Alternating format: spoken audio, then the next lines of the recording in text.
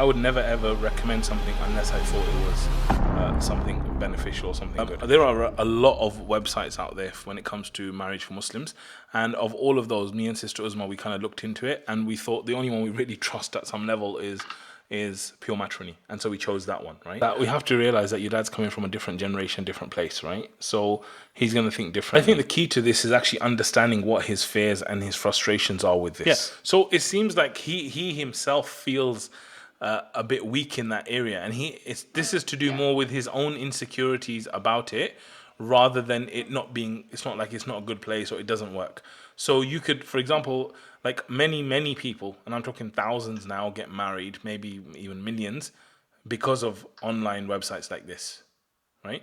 So it's a very natural part today of getting married, but it seems like he's not within that. I think what I would kind of say to him is that the way we need to kind of see this is a bit like, let's say there's an auntie that you don't know, right? And then someone says, oh, there's this auntie, she gets people married. And then you're like, let's speak to this auntie. You're not going to marry the first person the auntie just says, oh, how about this guy? You don't just get married immediately. Yeah, you go through a process of due diligence, and really the auntie is just a tool for introduction. And so maybe we need to reframe this in his mind, that this is more of a tool for introduction, and that you still would go through all the normal due diligence. Maybe you would even go through more due diligence and more checking because it's someone online and all of that stuff. Right. So these are the kind of things that I would have with him. But also I would say to him, like, that, Dad, what's the alternative? Like, everyone out there nowadays is trying to get married in this way. What's the alternative? And what will happen if the other alternatives that you're suggesting, nothing works?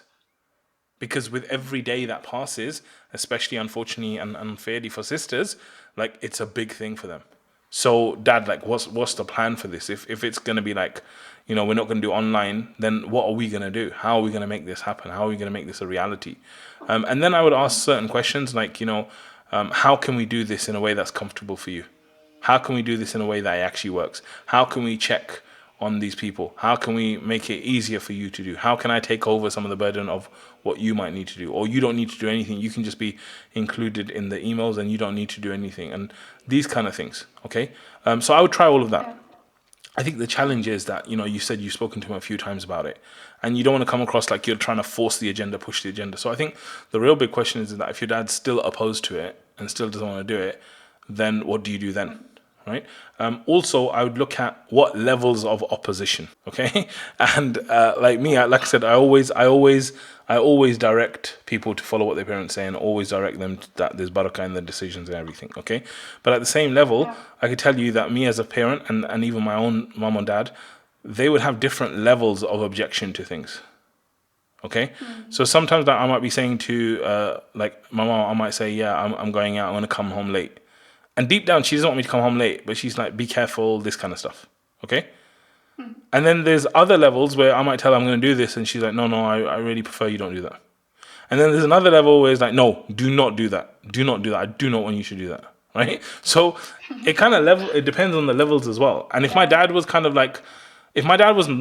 my mum was minor on a point, which was really important, like, let's imagine, like, I believe that this is like, 70% of my success to do something, and they're kind of like minor on it, I'll be like, Mum, Dad, I get what you're saying, and I know that you're kind of saying that it's better not to do this, but look, I really feel this is important. I really want to do this, right? And then I would try and do it. And unless they came to me and go, no, we don't want you to do that, then I'll be like, okay, I'm not doing it, right? But if they said, okay, I don't think it's a good idea, but, see how it goes and this and that, then I'm like, okay, let me do it. And I think you should just keep him updated and tell him, don't worry, and we're going to do this, and just push it through and just kind of work with him and make sure that he doesn't feel like he's out of his depth, and he doesn't feel like, he's not sufficient, because this is what's really, like, I think, messing with him. This is one of those things where you just got to keep being persistent. You just got to keep being persistent. And unfortunately, it reminds me a little bit about business, because business can be like this sometimes, where, you try, and then very early on, you can get what looks like success, but then it fails, and then you got to start again, and then you got to go, and then you fail, and you start, and you keep doing that, and you do it for years, and you're like, oh my God, like, this is getting so hard, I'm so fed up, I'm so tired, like, maybe I should just forget it, or like, this is how you feel, right?